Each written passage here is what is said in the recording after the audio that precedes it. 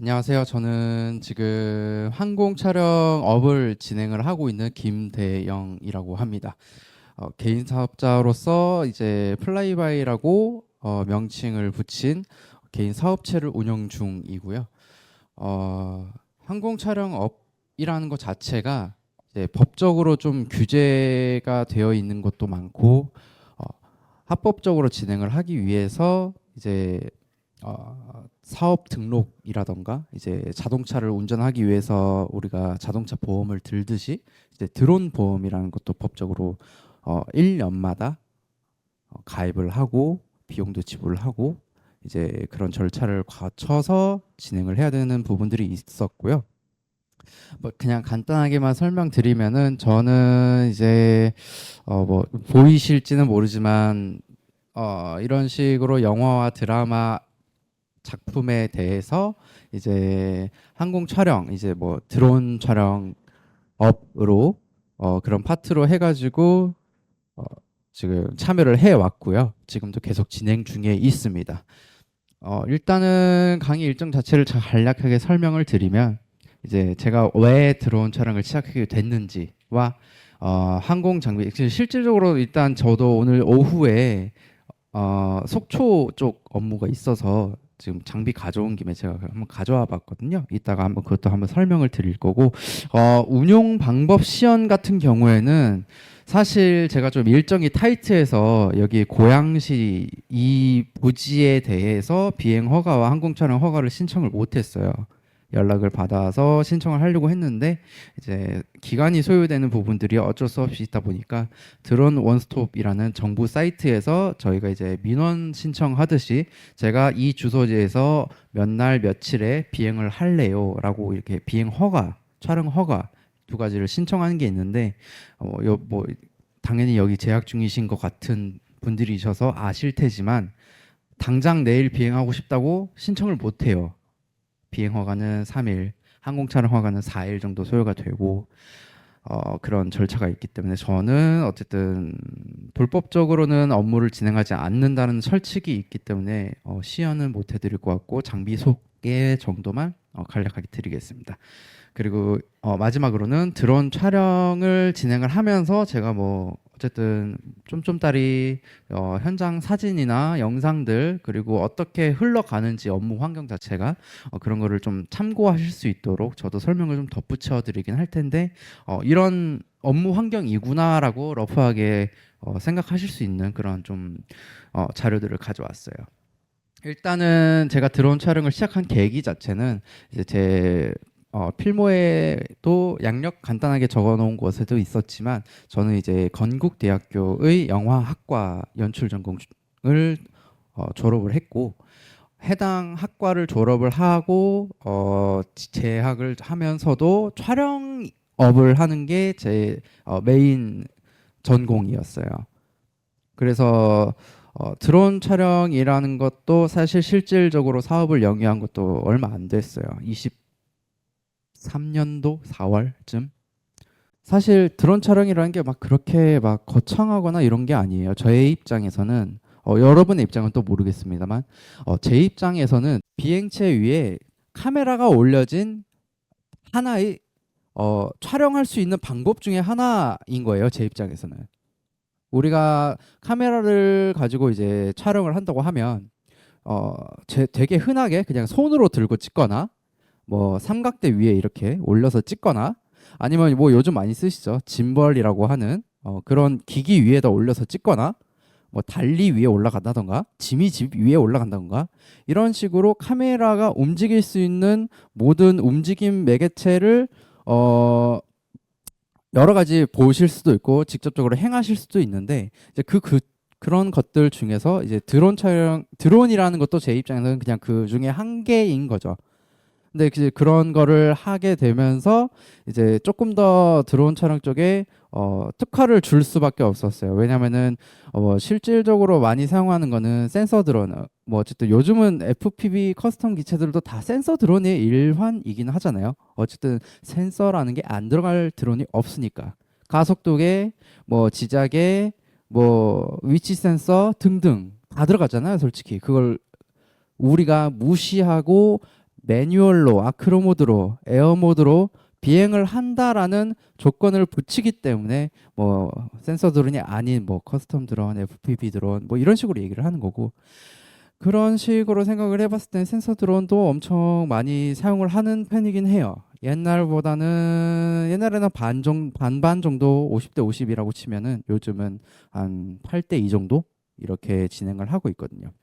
왜 또 그런 드론이라는 매개체를 막 그렇게 제가 좀 중심적으로 다루지 않는 이유 중에 하나가, 사실 거기에 카메라가 안 올라갔다 뿐이지, 이제 카메라를 올리면 촬영용인 거고, 사실 무기를 올리면 무기예요. 인간적으로 그냥 드론이라는 자체의 성격 자체도 사실 무기에 가깝고 사람이 다칠 수 있는 부분들이 많잖아요. 그렇다 보니 이제 요즘 되게 민감하게 많이들 신경을 쓰고 있는 분야인 것 같아요. 네. 그리고 다음으로 넘어가면 이제 항공 촬영 장비 한번 소개해 드릴 건데, 뭐 자리 많으시니까 직접적으로 오셔가지고 같이 보셔도 돼요. 이제 뭐 흔히들 생각하시는 게 드론 촬영 나가면 그냥 드론만 가지고 나가면 되는 거 아니야? 이렇게 생각을 하실 수도 있어요.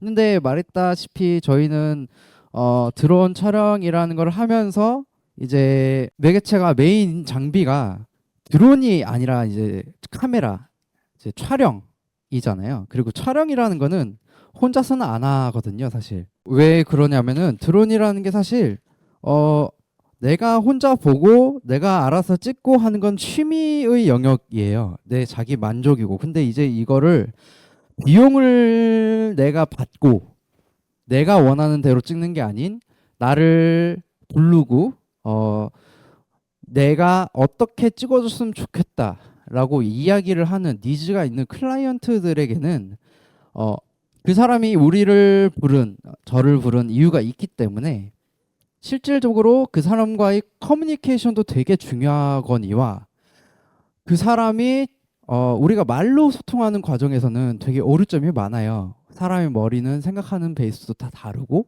내가 사과를 얘기를 하면은 빨간 사과 생각할 수도 있고 파란 사과, 청사과 생각할 수도 있어요. 그 가운데에는 뭐 FP인데 뭐 이런 식으로 해가지고 이제 좀 일반적인 고프로나 액션캠을 올리는 게 아니라 그래도 조금 무거운 시네마 카메라들을 올릴 수 있는 헤비리프터, 시네리프터라고 불리는 그런 X8 기체들도 있고, 그리고 다음으로는 이런 부피가 클 수밖에 없는 장비들을 운영을 하기 위해서는 뭐가 필요할까요? 당연히 이동수단이 필요할 거잖아요. 그래서 이런 식으로 이제 저 이미지는 그냥 예시예요. 제가 그냥 실제로 어쨌든 운용을 하고 있는 그 차량이고, 그리고 또 필요한 게 보여드리고 있는 이 모니터 뭐 막 종류도 되게 많아요. 뭐 OC의 뭐 이제 인치로만 얘기를 할게요. 뭐 인치, 22인치 모니터도 있고, 뭐 실질적으로 뭐 이런 7인치 모니터들도 있고. 근데 모니터 하나만 있으면 되지 왜 여러 개 가지고 다니세요? 라고 물어볼 수도 있어요. 그죠? 7인치 모니터도 있고. 왜냐면 말씀드렸죠. 거기는 저랑 클라이언트 1대1로서 가는 경우도 있는데, 그렇지 않은 경우는 적으면은 8명, 많게는 30명의 각자의 업무를 맡고 있는 사람들이 모여서 작업을 해요. 그렇다 보면 그 사람들이 각자의 업무를 진행을 하기 위해서 현장에서, 업무 현장, 제가 말하는 현장이라는 거는 촬영하고 있는 그 현장을 말하는 거예요. 그 현장에서 자기가 나중에 어떻게 업무를 진행을 해야 되겠다라는 밑그림을 그리기 위해서 현장에 와서 보는 거예요.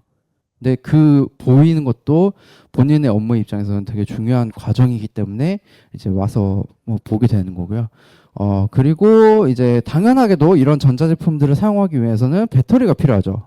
근데 바깥에서 일하는 특성상 콘센트라는 게 없어요. 여러분도 나중에 업무 현장에 나중에 나가 계시게 되면은 콘센트라는 존재가 얼마나 큰 건지 알 수 있을 거예요. 왜냐하면 이런 식으로 배터리 하나에 사실 이거 얼마 안 가요. 100% 충전을 하고 사용을 해도 길어야 3시간 정도밖에 안 가고, 여러분도 알다시피 일반적인 드론들도 사실 비행 시간이 그렇게 길지 않은 건 다들 알고 계시잖아요. 길어봤자 요즘 나오는 뭐 특정 회사 제품들 정도는 되어야지 40분, 50분 비행을 하는데 실질적으로 그것도 스펙상 그런 거고 실질적인 비행 시간은 30분, 35분밖에 못 날라요.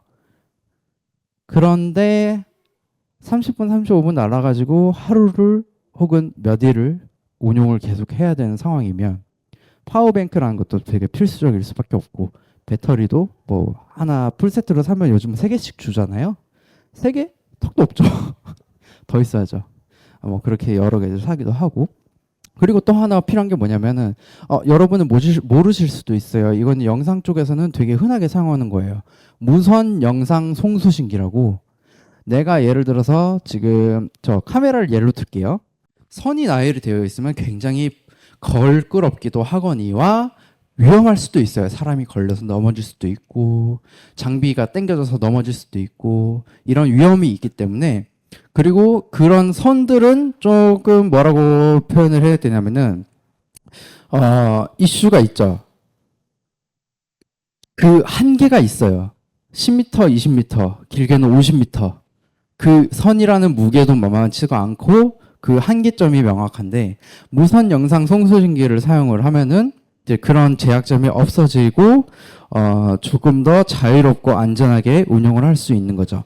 뭐 그런 식으로 해가지고 이렇게 영상 송수신기도 다 가지고 있어요. 이런 식으로 뭐 짝이 보통 이제 맞춰지는데 카메라 쪽에는 송신기, 이제 모니터 쪽에는 수신기 이렇게 붙여가지고 영상을 원활하게 수신할 수 있도록 그렇게 조치를 하고 있고 또 필요한 게 이제 보신 이런 카트. 언제 캠핑 카트 줄줄 이렇게 끌고 다니면서 이렇게 할 수가 없어요. 특히 혼자 나가는 현장의 경우에는 더 그렇고 남들이랑 같이 나가도 마찬가지고 사람의 손은 2개밖에 없기에 그걸 최대한 운용하는 거죠. 그래서 저런 카트들도 가격이 만만치가 않습니다. 보시는 것처럼 부피도 굉장히 크고요. 저기 오른쪽에 있는 카트가 이 카트고 다 좀 이런 말 하기 그렇지만 다 돈이죠. 예. 그리고 추가적으로 있으면 좋은 거 인터콤. 내가 어떤 식으로 움직일 거다. 이렇게 찍어주세요. 저렇게 찍어주세요. 모니터를 보면서 무선 영상 송신기로 거리를 지금 띄우고 있잖아요. 그럼 사람끼리 소통이 안 되잖아요. 그럼 그런 소통을 하기 위해서 무전기, 인터컴 이런 걸 사용을 하는 거죠. 저것도 돈백합니다. 네. 그래서 이렇게 다 하면은 만만치가 않겠죠. 네. 그래서 이제 저런 거 다 마련을 한 상태에서 이제 운용을 하고 있는 거고 쉽지가 않은 어떤 일이든 간에 다 쉽지 않다고 저는 생각을 해요. 각자의 고충이 있고 각자의 스트레스가 있고 애로사항도 굉장히 많다고 생각을 하고 제 애로사항은 이제 드론 촬영업을 하면서 생긴 애로사항은 이제 드론만 가지고 다니고 싶은데 알고 있는 상식상에서는 저런 것들 마련도 불가피하다. 어쩔 수가 없다. 네, 그런 게 있습니다.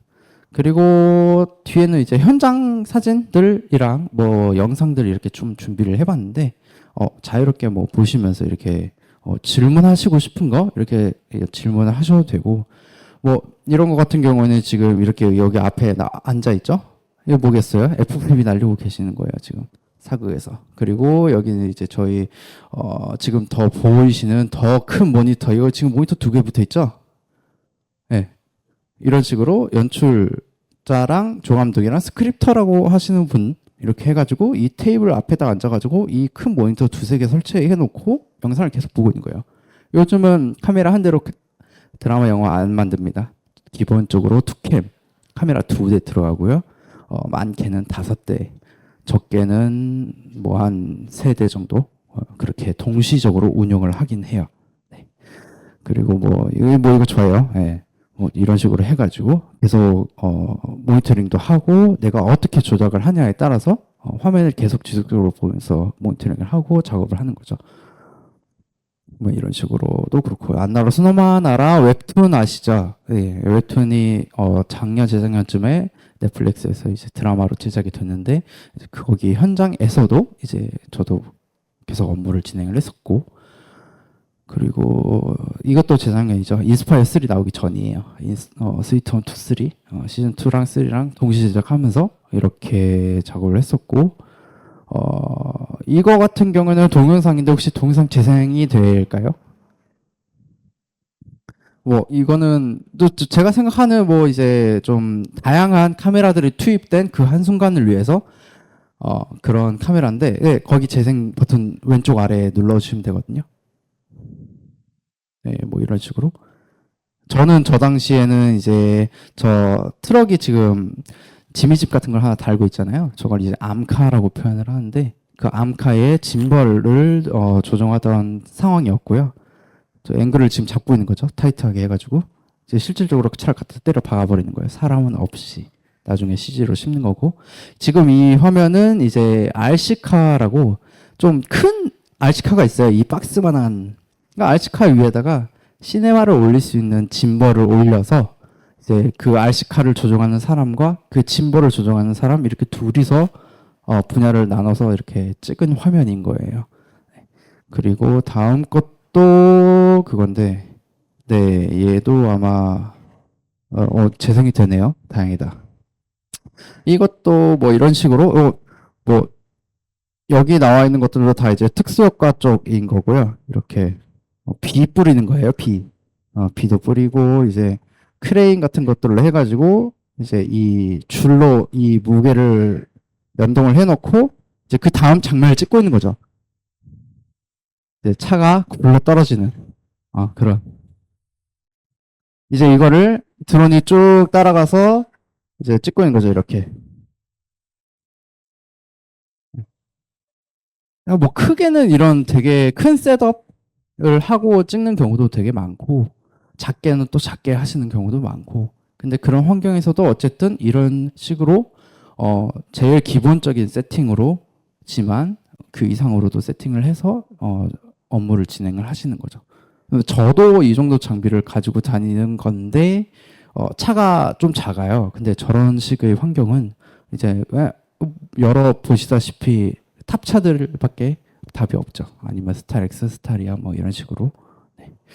그리고 뭐 다들 알고 계시겠지만 저는 혹시 몰라서 이제 업무를 나중에라도 하실 수도 있는 분이시기도 하고 추후에는 졸업하시고도 뭐 이제 항공 쪽으로 좀 업무를 진행하실 예정이시다 보니까 이런 걸 좀 한번 가져와 봤고 뭐 안 보여드려도 제일 기본적으로 알고 있는 사실일 거라고 저는 생각을 합니다. 네. 제가 준비한 항공 촬영, 드론 촬영에 대한 PPT 뭐 작은 말씀은 여기까지이고요. 제가 말씀드린 것 중에서 조금 궁금하다 개인적으로 내가 궁금했던 건데 여기 강연에서는 언급이 안 됐다 이런 게 혹시 있으실까요?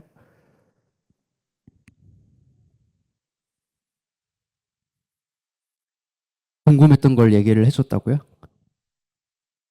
아 그래요? 그러면 좀 다행이네요. 뭐 어때요? 뭐 우리끼리 있는데 한 4, 50명 있는 것도 아니고 그냥 어, 궁금한 거 있으시면 네.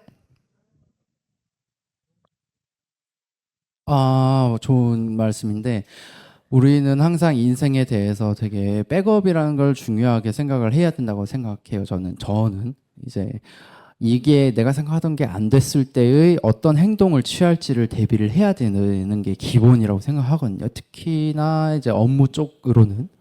그래서 우리는 한국 쪽에서는 fail safe라는 절차가 있잖아요. 그죠? 뭐 디스암이 된다든지 뭐 GPS가 뭐 끊긴다든지 RTH 조치라던가 호버링 조치 아니면은 뭐 특정 이제 현재 위치에 착륙 뭐 이런 식으로 진행을 하니까 저 같은 경우는 기체를 동일한 기체를 두 대씩 구비하고 다닙니다. 특히 FPV는 한번 현장 작업 나가면은 한 10대 가지고 나가고요. 예, 깨질 수는 있어요. 예. 업무 장비가 파손이 될 수 있고 이상이 있을 수는 있어요. 근데 제일 중요한 건 사람에 대한 안전이죠. 네. 또 뭐 질문 있으실까요? 네. 항상 힘들어요. 항상 힘들어요. 항상. 뭔가 기억에 남는다고 하면은 그 중에서 기억에 남는 장면들을 좀 가져온 거긴 해요. 업무 환경 중에서도 이제 뭐 예를 들어서 일본 영상이나 뭐 이런 것도 있는데 이제 그런 것들도 막 우거진 나무 숲 산길을 가는 아이오닉 차량을 드론으로 찍는 거였는데 겨울인데도 불구하고 나무가 너무 빽빽해서 도로 어쨌든 드론은 위에 떠 있잖아요. 위에서 떠서 아래를 봐야 되는데 나뭇잎이 다 떨어진 나무인데도 앙상한 나뭇가지인데도 불구하고 너무 촘촘해서 안 보이는 상황에 저는 어쩔 수 없이 운행되고 있는 차량의 뒤에 붙어서 그 나무 아래로 비행을 했죠. 네. 그런 식의 애로사항도 되게 많았고 근데 이것 때문에 안 된다라고 얘기할 수는 없어요. 왜냐면 뭐 잘못된다고 해도 드론이 장비가 망가지는 거지 뭐 딱히 사람이 망가진다 뭐 이런 건 아니기 때문에 그래서 저는 시도는 해봐야죠. 네. 안 된다고 하면은 거기서 끝입니다. 저희 쪽은 업무 과정 중에 뭐 비슷한 상황 있으실 거라고 저는 생각을 해요. 업무 중에 이제 뭐 협업자분들이나 상급자분이 이거 안 되나 이렇게 하실 때 그거 안 됩니다라고 하는 것보다는 한번 신호는 해보겠습니다. 아니면 뭐 다른 방법을 좀 방안을 찾아보겠습니다. 뭐 이런 식으로 얘기하는 게 서로가 좋잖아요. 네. 그런 태도가 중요하다고 생각을 해서 네. 혹시 또 다른 질문 있으십니까? 생각보다 좀 빨리 끝난 것 같은데. 그쵸? 아닌가요?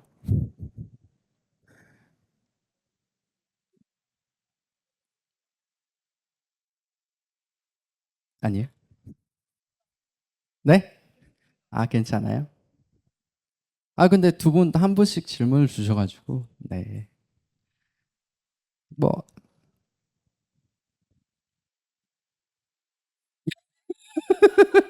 뭐 다 그렇죠. 뭐, 저도 어릴 때 그랬는데요, 뭐.